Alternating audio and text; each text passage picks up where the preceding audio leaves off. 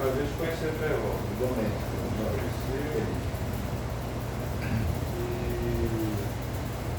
E sempre importante, né?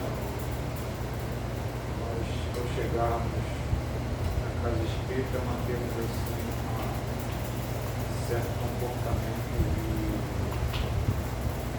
disciplina, passarmos, esquecermos, fazermos um apanhado daquilo que nós estamos vivendo, canalizar nosso pensamento para o que nós desejamos. Porque essa primeira parte, né, é a parte onde nós vamos estudar. E teremos a segunda parte, que é uma parte também não menos importante, que é a parte do passe,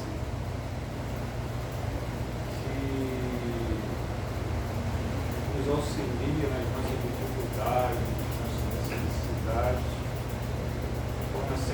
Vamos pôr sempre em mente o pensamento, que é tudo. E para iniciar esse nosso trabalho da noite de hoje, nós vamos pedir ao nosso irmão Jorge, grande Jorge, funcionário dedicado dessa casa, para ler a página inicial. Fica à vontade, meu irmão. É uma mensagem de André Luiz, intitulada Quanto aos Outros. Se você acredita que possa alcançar a sublimação espiritual sem outros, de certo ainda não chegou à verdade. A vida foi criada à feição de máquina complexa, em que as peças diferenciadas entre si guardam função específica, não cuja engrenagem do seu grupo se deseja aperfeiçoar-se e progredir. Os outros são áreas destinadas à complementação, em melhoria dos seus próprios reflexos. Através deles é que você se analisa para observar-se com segurança. Não intente transformá-los de imediato, porque qual ocorre conosco? São espíritos em evolução, caminhando entre dificuldades e sombras para o conhecimento superior. Não exija deles a perfeição que estamos ainda longe de possuir. Esse nos ensina a paciência, aquele a compreensão, aquele outro imperativo da bondade, tanto quanto somos pessoalmente para cada um deles testes vivos nesses mesmos assuntos. Acredite, sempre que os outros nos apareçam à maneira de problemas, somos para eles outros tantos problemas a resolver. Diz você que precisa se identificar com a vida, descobrir-se para fazer o melhor, entretanto, unicamente pelos outros é que você se encontra e se realiza para as conquistas supremas da felicidade e do amor. Mensagem de André Luiz, psicografada por Francisco Xavier, extraída do livro Resposta da Vida. Você até está enganado, mas eu acredito que essa página tem tudo a ver com a lição de hoje. E olha como é importante o próximo, né, com as suas diferenças, para o nosso engrandecimento, para que conseguirmos adquirir a paz. Como é que nós vamos adquirir paz sem a prova? Eu li de um filósofo, de um livro, ou ouvi assistir em algum lugar, e aquilo que você faz fala tão alto que o que você diz ninguém escuta.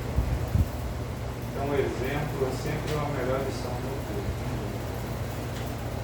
Então, vamos fazer a nossa oração inicial, passar a palavra para o nosso gerente, para não perdermos um minuto dos ensinamentos que ele trouxe com dedicação.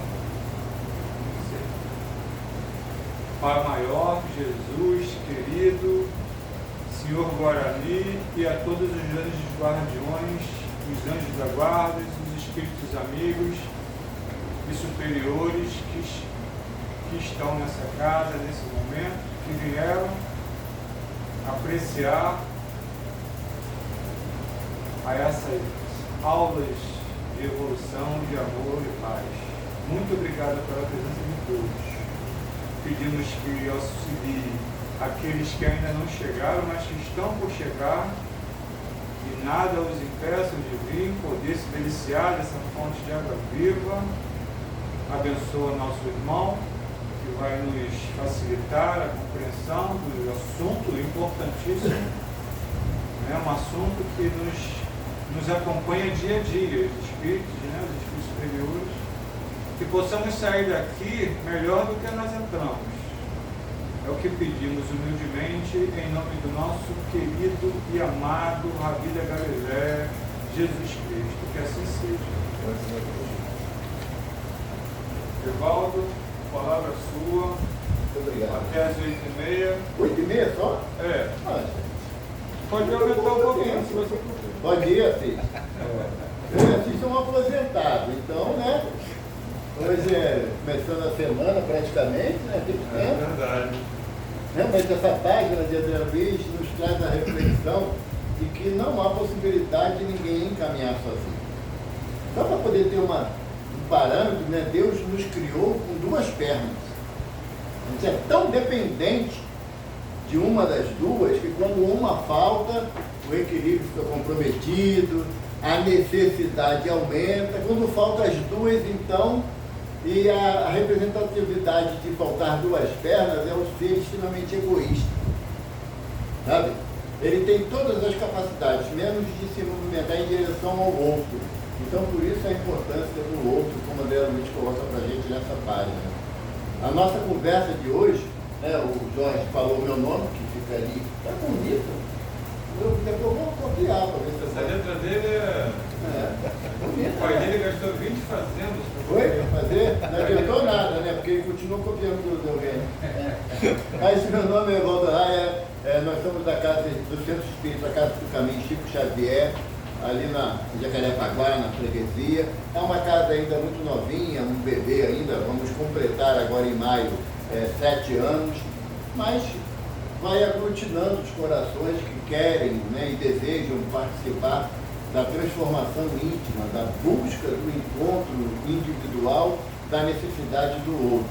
E lá na nossa casa, o nosso mentor é Chico Xavier, pela gratidão que os fundadores têm a esse espírito, onde nós buscamos as atividades doutrinárias, basicamente de estudos das obras de Kardec, principalmente o Evangelho segundo o Espiritismo, que deve nortear o nosso caminhar, a nossa jornada. E quando a Valquíria me convidou para vir aqui na casa do seu Guarani, claro que eu não conhecia a casa, eu já vim umas 2 ou 3 vezes aqui na União Kardecista, em capturar o Adão, quem conhece Adão, sabe que Adão não é fácil. Aí não precisando só aturar o Adão, ainda tem ainda o Renato e a Marta, que são os filhos deles, Mas faz parte do conjunto, a gente tem que ter essa dosagem. E o tema proposto, que são em relação aos espíritos superiores, o que os caracteriza, eles são apenas desencarnados, será que não tem espírito superior no plano material? Seria como se você entrasse numa faculdade e não tivesse professor. Você faz maior esforço, não só de intelectual, mas financeiro, para chegar numa faculdade, para você absorver os ensinamentos daqueles que vão te preparar para uma profissão, e chegar lá e falar assim, não, agora não tem mais professor não, é cada um por si. E não seria se não houvesse os espíritos superiores encarnados no plano físico, porque eles nos servem de referência, de exemplos. Valdo, tem muitos. Eu, sinceramente, não tem como você quantificar. E nem que seja, não é também pela preferência, porque se chegar perto da minha mãe, já no plano espiritual, e falar de mim, ela vai continuar achando que eu sou um anjo, porque o olhar de mãe é uma coisa que não atravessa a realidade, Muitas das vezes a gente olha para os filhos numa busca incessante de querer encontrar neles virtudes que muitas das vezes só estão nos nossos olhares. Mas para que a gente possa entender o que vem a ser espírito superior, e a nossa identificação com esse termo, no aspecto material, é muito restrito. Por quê? porque ainda estamos na busca da superioridade intelectual e material. Não é? Alguém que tenha muito dinheiro, vem falar, fulano está num nível muito acima de mim. Alguém que tem um nível intelectual muito acentuado, pessoas com doutorado, pós-doutorado, PhD, a gente fala assim, não, é uma pessoa de uma superioridade intelectual muito grande, mas não é essa assimilação de superioridade que a doutrina espírita nos traz. No Livro dos Espíritos, Kardec trata dessa questão desse assunto a partir da questão número 100, da primeira parte do Livro dos Espíritos, quando ele veio falar da escala espírita. Mas essa escala espírita já constava na Revista Espírita, lá em fevereiro de 1858, mas o Livro dos Espíritas de 1857, a Revista Espírita, essa de fevereiro de 1858. Quem é que veio primeiro? Naquela velha história, galinha ou ovo, né? Quem é que veio primeiro? O Livro dos Espíritos, a primeira edição do Livro dos Espíritos, é 18 de abril de 1857. Ele era composto de 501 perguntas e respostas e contra-perguntas. Kardec, auxiliado pela Tríade do Espírito de Verdade, faz duas revisões do Livro dos Espíritos. A segunda e definitiva, aquela que nós conhecemos até hoje, é de 1861, quando ela passou a configurar com só os espíritos responderam. Pergunta de faculdade. Mas então, o Assis falou ali baixinho, acanhadamente, 1019 perguntas, né? E fora 238 contra-perguntas, né? Que tem algumas perguntas que tem muita pergunta A e B, então são 238, mas não são 1019 não, Assis. São 1018, porque da 1012 para 1013, por erro gráfico, pulou para 1014. Aí ficou 1019 só por isso, entendeu? Mas não muda o contexto, a orientação do codificador ao longo de toda a construção das obras fundamentais da doutrina espírita. Então Kardec lá na... Tem todas as revisões? Todas. De 1861 para cá. Sabe, houve esse erro e as pessoas, né, os editores, a posteriori, como a própria federação, achou que não devia mudar. Mas é apenas questão de entendimento. Não altera realmente o contexto, sabe? Porque não... perdeu-se a 1013. Não perdeu. Houve um erro gráfico mesmo e a coisa se prosperou. Como também, lá no Velho Testamento, né, ou na primeira revelação, está escrito lá que Jonas foi engolido por um peixe grande. Está assim escrito textualmente. Jonas foi engolido por um peixe grande. E aí... Qual peixe grande que a gente pensa? Na baleia, né, coitadinha? Né? Mas a baleia não pode engolir um ser humano. A fenda glótica dela só passa o crio, que é um camarãozinho desse tamanhozinho assim. Tudo bem que ela põe 2, 3 toneladas de crio cada vez, mas só o crio, não adianta ela querer pegar um tubarão ou um peixe maior, porque não vai passar. Mas qual é a ideologia que está lá no Velho Testamento, quando fala de que Jonas foi engolido por um peixe grande? Quem era o peixe grande? O orgulho, o egoísmo, a prepotência dele, Jonas. Como também nós somos constantemente engolidos por esse peixe grande, todas as vezes que deixamos exacerbar os nossos desvios de conduta moral. Então, se acaso alguém editasse lá, na hora de imprimir a Bíblia, dissesse que Jonas engoliu um peixe grande, a gente ia continuar achando que aquilo era um fato real, verdadeiro, e não simbólico, como é recheado no Velho Testamento de muita simbologia, de muitas formas de transmissão de informação que o povo hebreu tinha um hábito que não era literal, como não é até hoje literal. O Evangelho também tem muitas passagens que não são literais. Apesar, mas foi Jesus que diz, tudo bem, Jesus mandou amar os inimigos, tá, é da lei, beleza. Mas ele também falou que se teu olho é motivo de escândalo, arranca e joga fora. Tu já viu alguém fazer isso? Arrancar o olho? Não. Eu olhei com maldade para alguém, vou arrancar meu olho e jogar fora para que eu entre na espiritualidade com o olho só, mas não vá com os dois para o espírito não acredita em inferno, né? Mas o umbral já mete o medo danado na gente, né? Quando André Luiz relata. Então tem muitas formas simbólicas de explicação, de trazer uma orientação. Só que Kardec não usa de simbologia. Kardec usa de um princípio filosófico e científico. Por quê? Porque a proposta da doutrina espírita é uma fé raciocinada. Não é uma fé obtusa, não é porque não é assim, todo mundo faz assim, tem que fazer assim, não pode mudar, não. A doutrina espírita não tem esse viés. Nós temos o direito, em alguns momentos, o dever de questionar. Sabe? Não é porque nós chegamos na casa, nós não vamos questionar a forma como a prática que a casa estabelece para as suas reuniões. Isso aí é individual, cada casa tem a sua. Mas, não, Kardec quis dizer isso. Aí começa a complicar. Quando você começa a interpretar pelos teus argumentos aquilo que Kardec nos traz. Para isso nós temos inúmeras obras que são chamadas de complementares que nos auxiliam nessas percepções, como essa página de André Luiz, que ele relata para a gente. Por quê? Porque Jesus fala assim, e de 2 a 2 e anunciar o meu evangelho. O que Jesus está falando? A gente precisa de alguém. Sozinho não vai conseguir grandes coisas. Sabe? A gente precisa ter uma convivência na sociedade. A própria sociologia diz que o homem é um ser sociável. Né? Então não dá para ficar naquele egocentrismo da ilusão de que eu me basto, não preciso de ninguém, é porque ainda a necessidade não bateu a porta a ponto de você precisar. Mas quando você leva a sua vida dentro desse sentimento egóico de não necessito de alguém, pode ocorrer que no momento que você necessitar, não tenha ninguém perto. Porque as nossas atitudes afastam as pessoas da gente.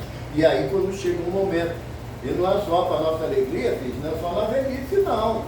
E tem muitos jovens que adoecem, que se acidentam, ficam numa dependência quase total de alguém. Então, até por inteligência, nós temos que aplicar os conceitos do Evangelho na nossa vida, 2 a 2. Não estou dizendo que tem que ser marido e mulher, companheiro e companheira, irmão e irmã, não é essa a proposta. Por quê? Porque numa expressão maior, nós todos somos irmãos, porque temos a mesma paternidade que é Deus. Então, essas percepções que a doutrina vai trazendo, começa a fazer com que a gente entenda o que Kardec quis trazer para a gente quando ele fala dessa escala espírita. Ela é fixa, ela é irremovível? Não. Não. Na doutrina não existe nenhuma afirmação que é irrefutável.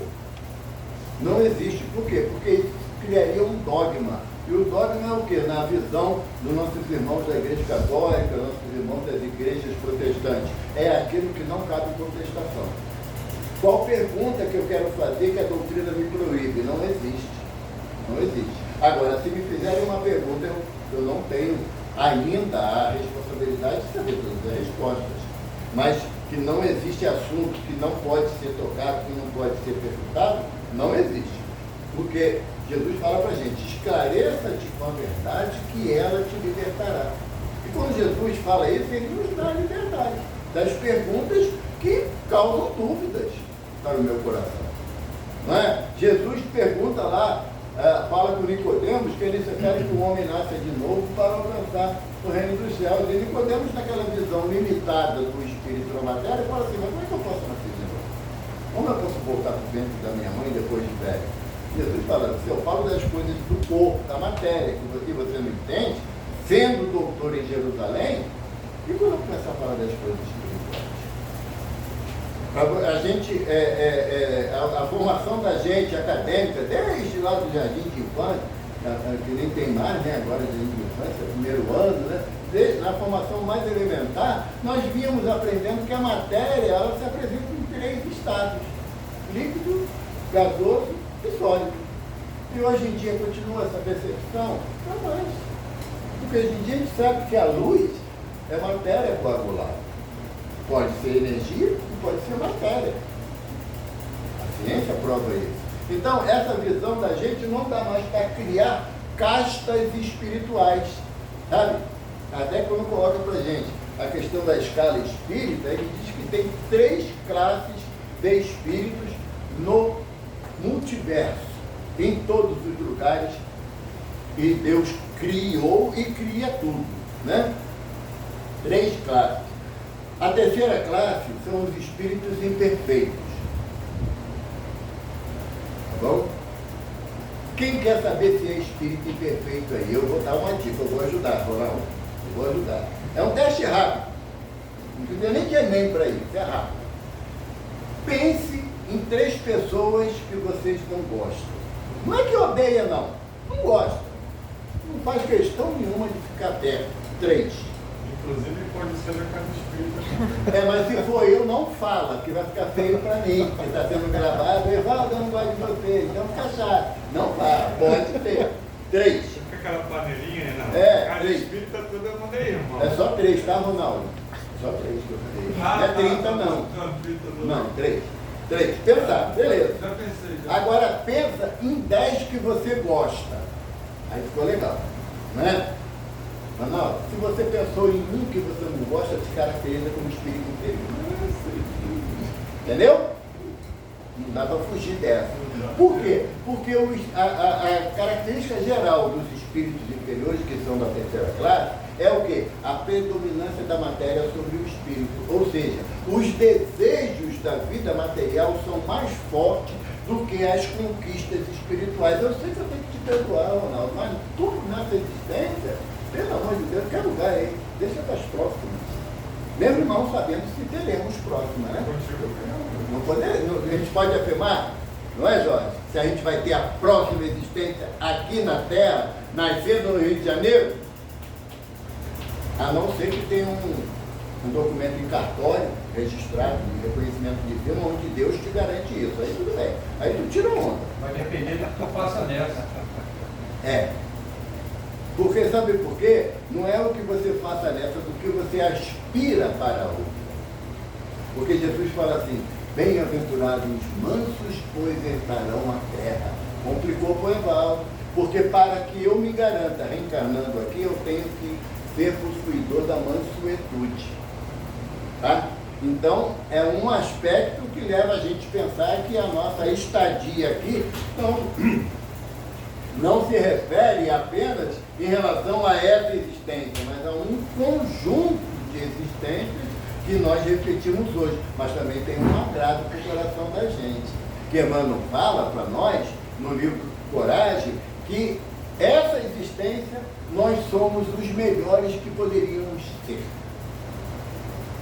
Então não está tudo perdido, não é? Porque se eu, apesar de não gostar de inúmeras atitudes minhas, mas se eu, nessa existência, eu sou o melhor Evaldo que já existiu, então me dá uma alegria de continuar tentando modificar.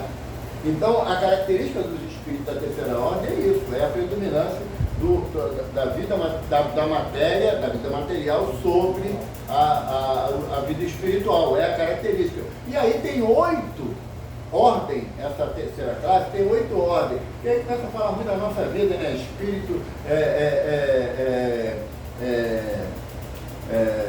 Terceiro do sábado, esse daí então me mata, Ronaldo. Terceiro do sábado é uma tristeza. Então você acha que sabe muito, mas faz nada, né? É uma tristeza, eu até pulo essa parte. Quando nós saímos da terceira classe, aí Kardec nos propõe a segunda classe, que são os espíritos bons, ou bons espíritos, como Kardec coloca lá direitinho na Revista Espírita, no livro dos Espíritos, ele coloca a segunda ordem é os bons espíritos, porque tem uma grande diferença na condição de nós somos pessoas do bem, até que nos descubram, né? Mas somos pessoas de bem, mas ainda estamos distantes de sermos boas pessoas. Porque o bom e o bem, eles são situações, às vezes, para muitos de nós, conflitantes. Por quê? Fazer o bem, ele é circunstancial. você vê uma pessoa com uma necessidade qualquer, física, ou alimentar, ou financeira, você toca teu coração, tu vai lá e ajuda. Beleza, isso é fazer o bem. Agora, ser bom não é escolher. Porque se aquela pessoa que está ali caída ali na rua, com necessidades extremas de tudo, de alimentação, de vestimenta, de amparo, por um assaltante que você conhece, um traficante, que você sabe que ele é traficante mesmo, e ele está ali todo arrebentado na rua. Qual seria a nossa atitude? Teve o que merece, o que mereceu, a justiça de Deus falha, mas não tarda, né? Tarda, mas não falha, né? Ele procurou isso, ou você vai exercer a atitude do homem bom e socorreu? Bom samaritano. Mas o bom samaritano tem um detalhe na parábola, irmão. E Jesus falando da parábola, desceu o sacerdote, desceu o levita, né? Aí ele falou assim, passando por ali um samaritano, tocado de compaixão, foi socorrer o homem. Não era um instinto natural dele de socorrer. Ele foi tocado de compaixão. O que Jesus está falando para a gente? Que quando a gente dá abertura à espiritualidade, nos induz para o caminho do bem.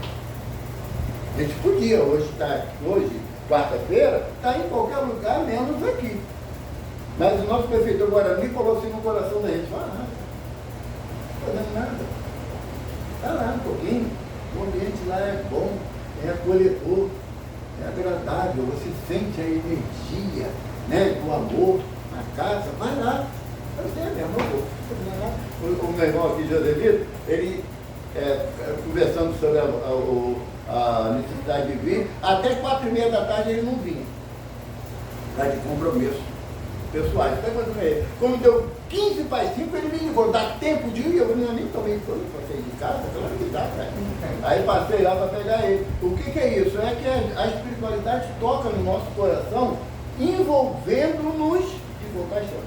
Entende? Então, o bom samaritano, na palestra, na parábola que Jesus traz para a gente, não era ainda uma prática dele, normal, comum, constante, do bom, de ser bom. Ele foi tocado de compaixão, mas já oferecia condições para isso. A mesma coisa pode acontecer com a gente, ou acontece com a gente em diversas situações.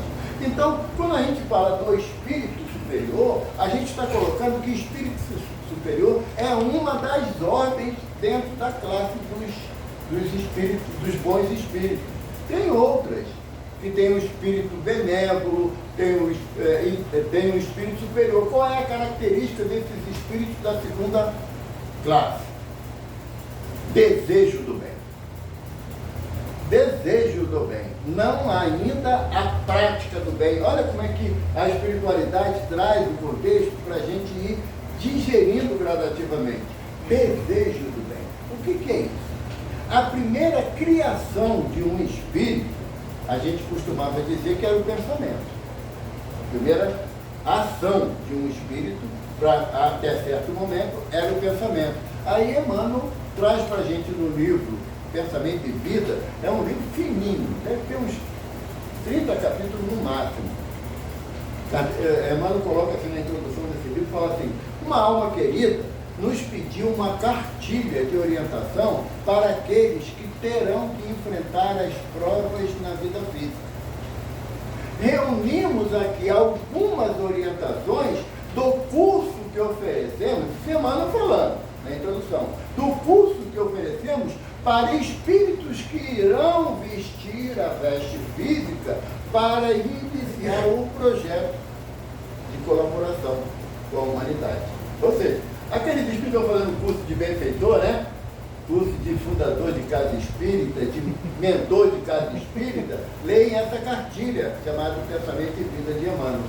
E nessa cartilha tem o capítulo 2 da cartilha. Toda vez que eu ia ler o livro, eu parava no capítulo 2, sabe, irmão? Eu empacava ali de um jeito. Por quê? Porque Emmanuel vem falar para a gente sobre essa questão. O título do capítulo é A Vontade. Então Emmanuel fala que a primeira criação do espírito, encarnado ou desencarnado, não tem distinção, tá bom? A primeira criação é o desejo. É a primeira. Esse desejo, ele é revestido pela segunda ação, que é o quê? O pensamento. É quando você molda o teu desejo inicial. Sabe? Você está em casa, tarde da noite, e fala assim, Big Bob agora caía bem. Aí o que aparece na sua tela mental? Um chuchu? Não, abobrinha? Não. Super Egg X Dog, né? Aquele triplo, aquele grandão. Mas você mentalmente criou aquela imagem, claro, com um copo duplo de Coca-Cola, de preferência que já venha com a máquina junto para ser refil, né? Ninguém é de ferro, né? Então, o desejo inicial era comer um hambúrguer, certo? Era o desejo inicial. O teu pensamento plasmou como deveria ser o hambúrguer. Aí chega sua mãe com um pão com queijo. É o que tem para hoje, se vira. Né? Aí dá aquela tristeza, mas é o que tem. Então, esse pensamento é a segunda ação do espírito, que é o que molda o teu desejo inicial. A partir desse pensamento, dessa moldagem do teu desejo, aí você entra na terceira fase, que é a vontade.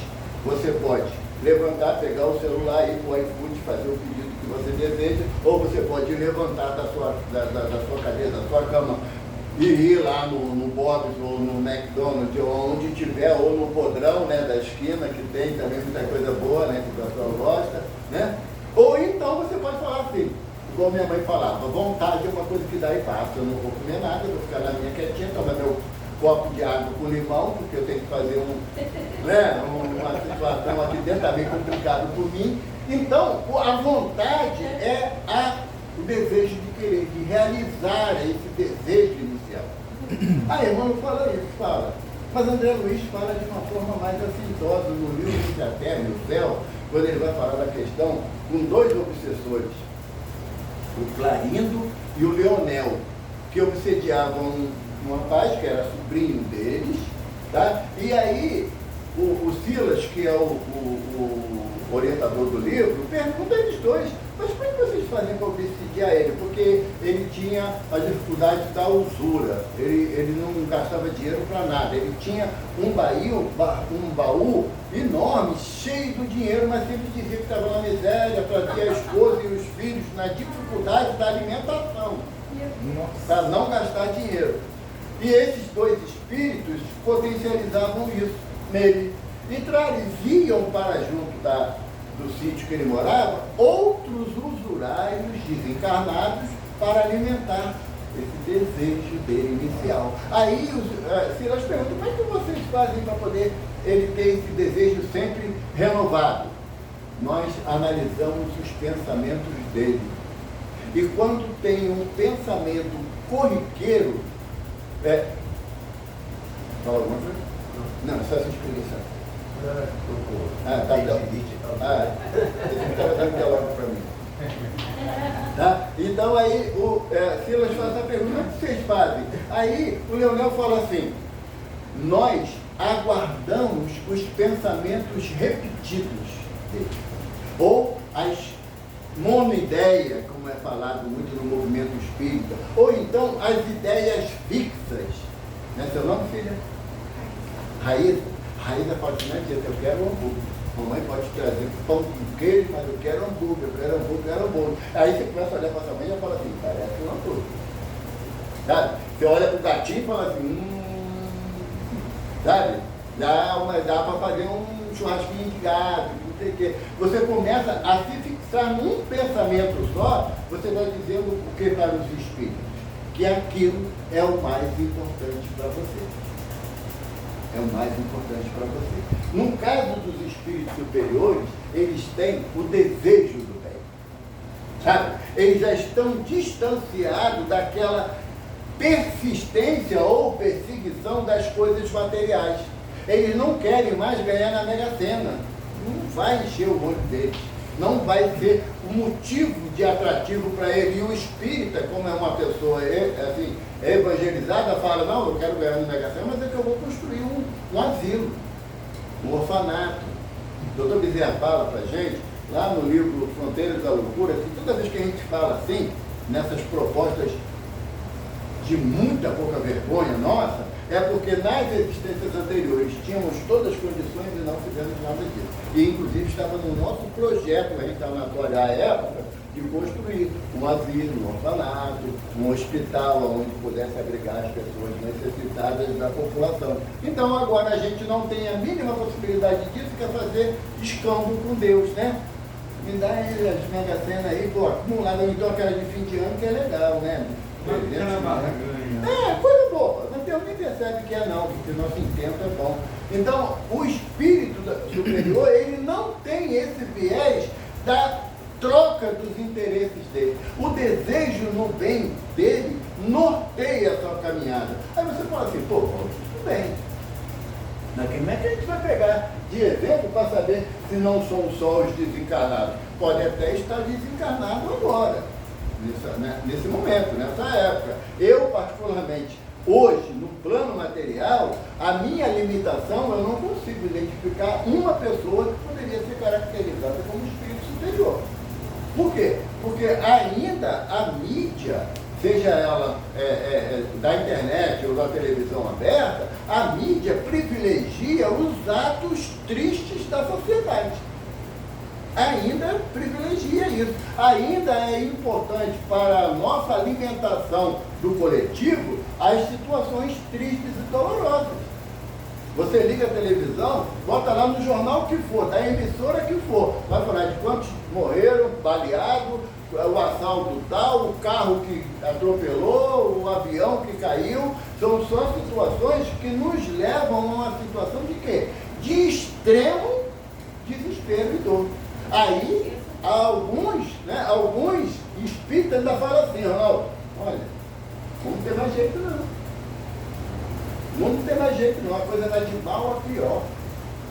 E aí você começa estudando a história da humanidade em várias épocas. Vocês, até o Valcide falou isso no sábado, uma pesquisa lá americana de historiadores, eles chegaram à conclusão que ao longo da era conhecida da sociedade humana, ocorreram 8.000 guerras. 8.000 guerras. Dessas 8.000 guerras, 75% foram por questões religiosas. E aí o que vai aparecer?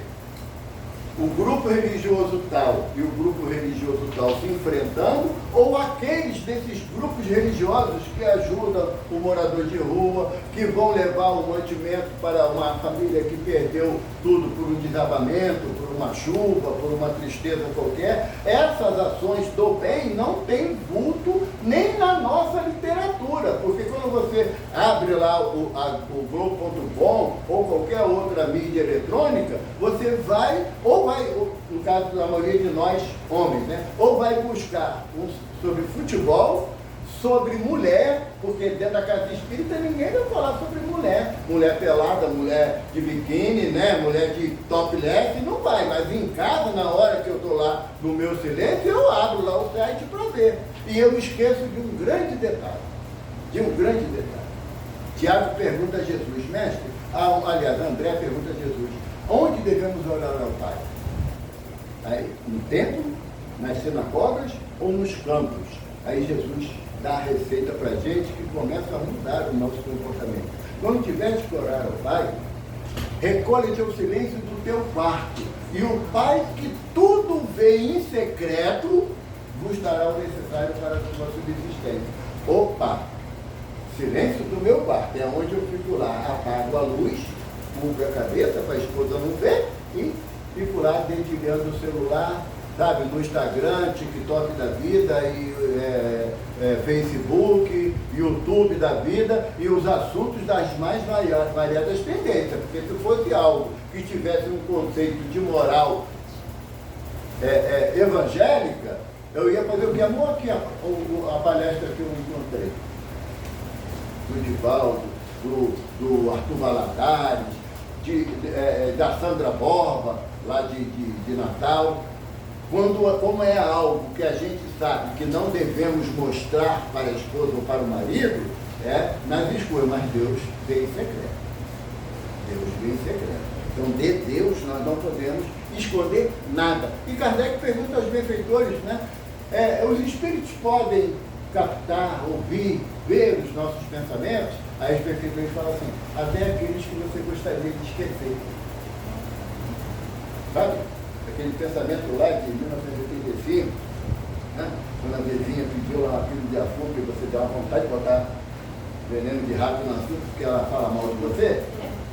Sabe? Esse pensamento também é perceptível. Por quê? Porque nós ainda não estamos na condição de termos o desejo do bem. E quando os espíritos colocam para Kardec o desejo do bem, é em todos os momentos e não circunstancialmente. Porque eu tenho desejo do bem para minha esposa, para minhas filhas, para meus netos, eu tenho, para meus amigos, eu tenho esse desejo do bem. Um amigo pode até falar uma coisa que eu não gosto, mas eu passo por cima, em respeito à nossa amizade, não é assim. Não é assim. Agora, aquela pessoa que você não tem muita afinidade, aquele colega do trabalho que fala um monte de abobrinha no teu ouvido e ainda acha que ele tem toda a razão do mundo. Então, também tem que ter o sentimento de desejo de ser bom para ele. Então, o que nos caracteriza diferente disso é porque ainda não estamos imbuídos do desejo de ser bom. Sabe? De ter suplantado os meus interesses materiais, imediatos ou não, mas manter aceso em mim o desejo de ser bom. O desejo da prática do bem. Aí quando você vai analisar a história da humanidade, você vai encontrar inúmeros exemplos de pessoas que poderíamos caracterizar como sendo espíritos superiores. Vai dizer que Madre Teresa de Calcutá é um espírito igual a Evaldo? Nunca. Nunca. Madre Teresa estava lá na Índia, né, lá em Nova Delhi, e ela tinha um hábito de dar banho no leproso na rua, porque ninguém deixava ela entrar com leproso em lugar nenhum. Em lugar nenhum. Então o que ela fazia? Ia lá no gancho, pegava a água, botava o irmão lá, só com a parte íntima escondida, e começava a dar banho. Aí um repórter virou para ela e falou assim, irmã, a senhora foi indicada para o Prêmio Nobel da Paz. É uma grana boa. Ela falou assim, meu filho, eu ouvi dizer. Que ela está querendo fazer, está fazendo isso daí para poder, né, cair na mídia internacional, né? Todo mundo saber que a senhora dá banho nos imundos assim, é para aparecer, né, irmã? Ela falou assim, meu filho, eu já aprendi há muito tempo que tudo que eu faço é entre eu e Deus. Eu não faço nada para o outro ver, mas para Deus ver. E olha, meu filho, que tem coisas, tem dias que eu tenho uma vergonha danada de olhar para o Senhor, pelo que eu deveria e não fiz. Então, é uma característica de alguém que não está preocupado em agradar o outro. Faz aquilo que é necessário fazer. A irmã Dulce, que, né, em Salvador, que foi, né, canonizada recentemente, né, a irmã Dulce, um rapaz falou assim para ela, irmã, a senhora não acha que o seu trabalho, que começou num galinheiro, quem não viu o filme, tem no Netflix, chega em casa a ver, vale a pena, é uma história de vida muito linda. Começou a história dela num galinheiro, porque ela não tinha onde botar os doentes que ela queria ajudar. Então aí, eu posso usar esse espaço aqui, senhor? Ah, mas é um galinheiro, irmã Dulce, eu sei. Daquele galinheiro surgiu um hospital. E aí eu falei assim, a senhora faz isso tudo aí, irmã. A senhora acha que a senhora vai resolver o problema? Não vê que a senhora faz uma gota no oceano? Ela falou assim, ah, mas o oceano ia ficar menor sem a minha gota. Esse pensamento, que não é de grandiosidade, sabe? É do imediato, daquele que necessita características de um espírito superior. Porque se alguém chegar hoje aqui, lá no portão trazido pelos benfeitores da casa para o Evaldo ajudar, não posso, tem palestra hoje. Acabar próxima, falou, mas te amo, irmão. Você mora aqui dentro, te amo, tá bom? Vem cá que eu vou te dar um abraço e vai comigo.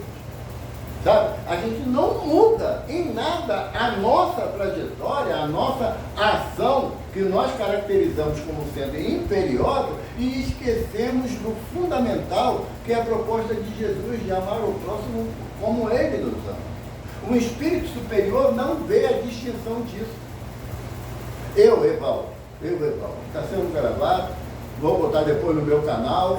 Muita gente pode não concordar comigo e tem um direito, mas no meu entendimento eu não vejo o Chico Xavier como um espírito superior. Eu vejo ele um espírito que está a caminho de.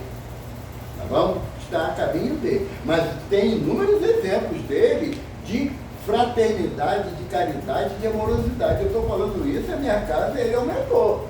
Então eu tenho consciência do que eu estou falando. Tá? Não é teorema de Chutágoras, é o meu entendimento. Chico estava saindo de Uberaba, ele tinha que ir para Belo Horizonte, porque ele tinha um exame médico para fazer. E lá, à época, né, no final da década de 60, lá só saía 2 ônibus para Belo Horizonte, um de manhã e um à noite. E de Uberaba para Belo Horizonte é longe pra caramba. É quase daqui a São Paulo. Ele estava indo, porque ele sabia o horário que ele tinha que pegar o ônibus, para chegar em Belo Horizonte para consulta. Quando vem o ônibus lá, apontando na curva, ele no ponto esperando, e ele escuta assim, tio Chico, tio Chico. E ele olha para trás, vem um garoto de uns 8, 9 anos, correndo pela rua, esbaforido. Tio Chico, me espera, tio Chico. O ônibus parou, abriu a porta, o motorista falou, vai subir? Ó, quem entender que tem uma lacraia aqui. Não basta, pode ser tua mãe, cara, na próxima existência. Não vai conseguir reencarnar. Não vai conseguir reencarnar. Não vai fazer nada, não. Aí o garoto falou, aí o ônibus parou, abriu a porta, o motorista falou, vai subir? Aí o Chico olhou, viu o garoto correndo lá atrás. O Chico, vai, pode ir, meu filho.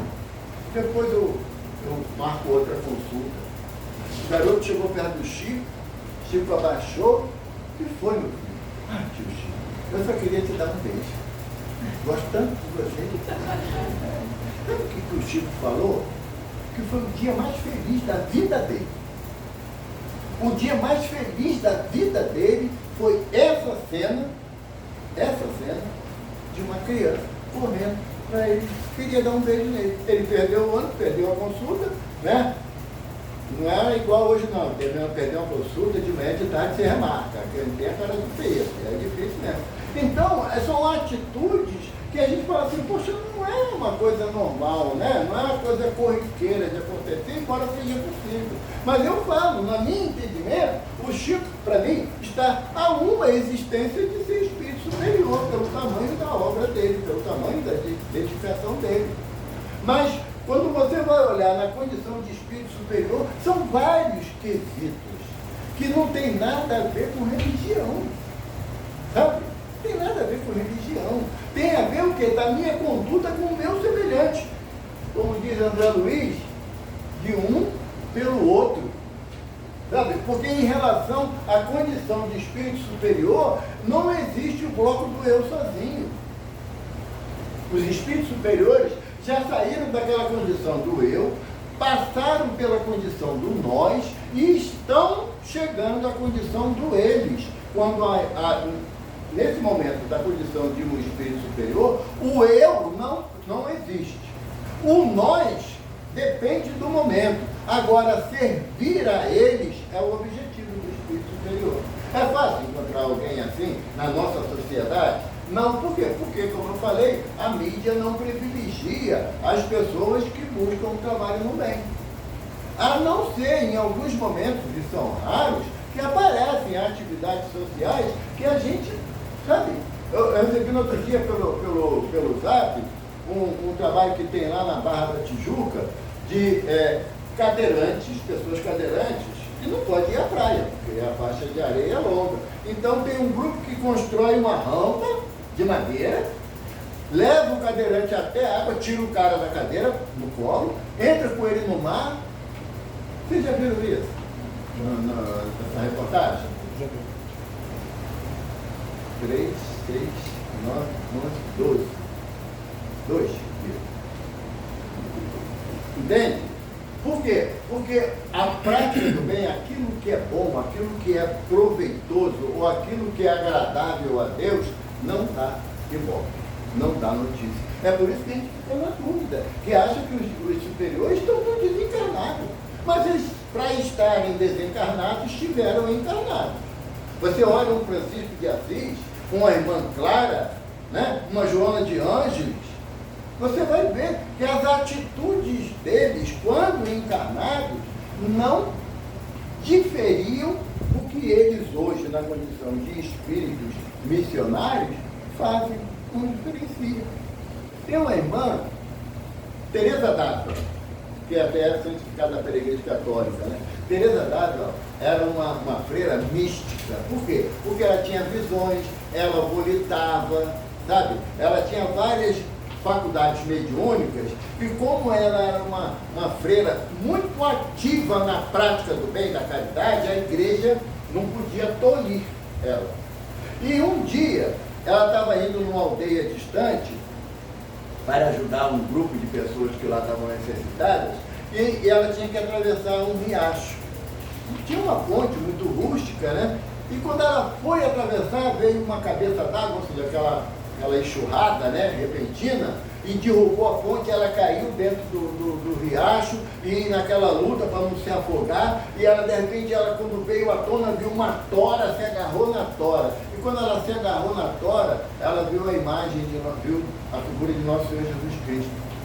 Aí, e Jesus falou assim: viu, Teresa, como eu cuido bem dos meus amigos? Aí ela falou assim: Senhor, é por isso que o Senhor tem poucos, né? Porque, sabe, ela estava indo na prática do bem. Tem uma cabeça d'água, ela quase morre afogada, se não fosse aquele tronco providencial, né, que Jesus colocou para ela se salvar, né? Jesus cuida bem. Mas o que é cuidar bem? A satisfação dos nossos desejos, ou cuidar bem para que a gente atenda a necessidade do outro? Então é nessa dúvida que a gente olha assim: gente, peraí, não pode personagem de filme nem de novela, porque, sabe, não pode, por isso que diz, já é um personagem, né? Não dá para ser Mulher Maravilha, Super-Homem, não dá para ser espírito superior nesse sentido. É quem está na carne, no dia a dia.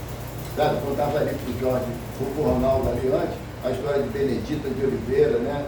Benedita Ferreira, lá de Sorocaba, uma mulher extraordinária para a sua época, e que o que ela fez pela comunidade, por aqueles que eram tidos como loucos, ninguém entendia como ela tinha capacidade de fazer. Espírito superior, não. É um espírito que está caminhando para desfrutar do desejo do bem.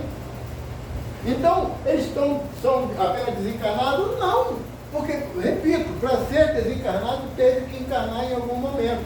Só que hoje nós não damos muita atenção para as boas informações. É uma triste realidade. A artista tal separou do marido, o artista tal, e agora está cada um com um companheiro diferente. Essa história eu não posso perder. Sabe? Nós nos prendemos ainda a coisas inferiores. Não dá para ser espírito superior com desejo inferior. É incompatível. Podemos estar naquela relação de ordem de espírito inferior. Podemos estar. E eu, particularmente, sei que estou. Agora, para ser um espírito superior, é necessário você fazer aquilo que Jesus nos propõe. Se quiser vir após mim, negue a ti mesmo, tome a tua cruz e siga-me. Ou proposta danada de difícil, mas não impossível. Sabe? Porque o que eu mais quero é chegar aqui e, se tivesse assim, a misericórdia, sabe, a bênção de ser guarani se materializar aqui, agora. Ele está ali, mas a força de homens é aqui, né? Para poder aqui se materializar e falar assim: cada um de vocês pode me fazer um pedido, mas que não respeite o interesse pessoal. Pode me fazer um pedido, mas não pode ser nada da ordem do interesse pessoal. Aí o Evaldo pensa: não posso pedir nada para mim, eu vou pedir a paz do mundo, né? O seu Guarani. Aí ele fala assim: meu filho, é interesse pessoal, porque se o mundo tiver paz, não tem mais guerra. Se não tiver guerra, não aumenta, não tem inflação. Se não tiver inflação, você não precisa trabalhar mais. Então é interesse pessoal. E qual é a proposta que nós levaríamos à espiritualidade superior que nos ampara, que nos orienta, que não esteja recheada pelo interesse pessoal? Pergunta 895 do Livro dos Espíritos. Kardec fala assim, acabando o tempo. Kardec pergunta aos benfeitores: vencidos os vícios e os defeitos morais, o que impede o homem de progredir? Até a pergunta já ficou complicada para mim, porque eu achava, né, que os meus vícios e os meus defeitos é que impedem o meu progresso. Mas para Kardec já não era assim. Isso era um fator. Aí pergunta aos benfeitores, o que impede o homem de progredir? Aí os benfeitores respondem assim, o interesse pessoal. Que o desejo da prática do bem, ela é uma peça de chumbo com uma fina camada dourada. Tão logo atinja o interesse pessoal, essa camada some e você grita nos seus vícios morais, nas suas tendências inferiores.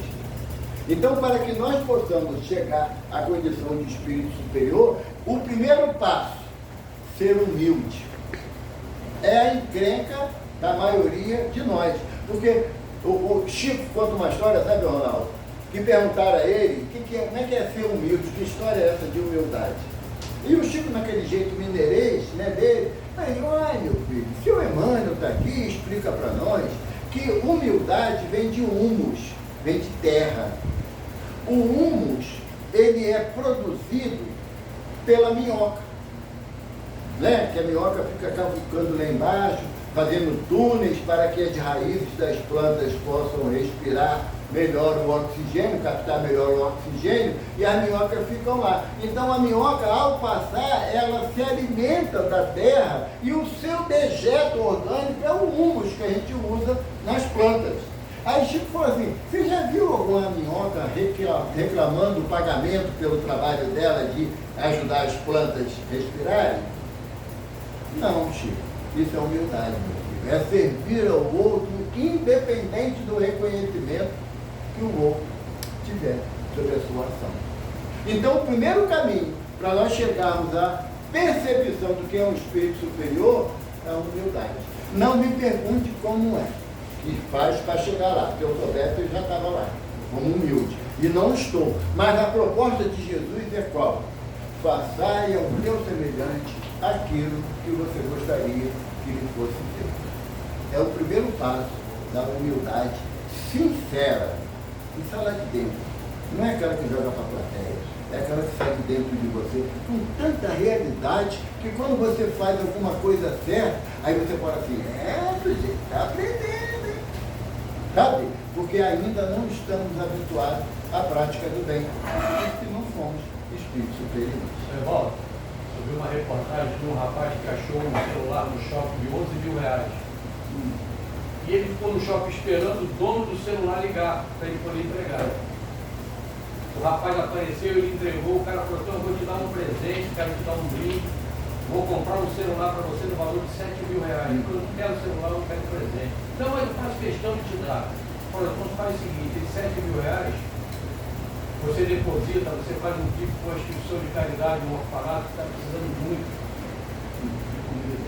Ele não tem nada. Você precisa envergonhar a gente assim, né? Porque qual de nós tomaria a mesma decisão? Poderia até não querer o de 7 mil, né? Não, mas na quinhentinho que está resolvida a parada, né? Mas é o caminho, né? Gente, graças a Deus, desculpe pela passada hora aí. Não foi nada, nós chegamos a decisão. E teve alguém que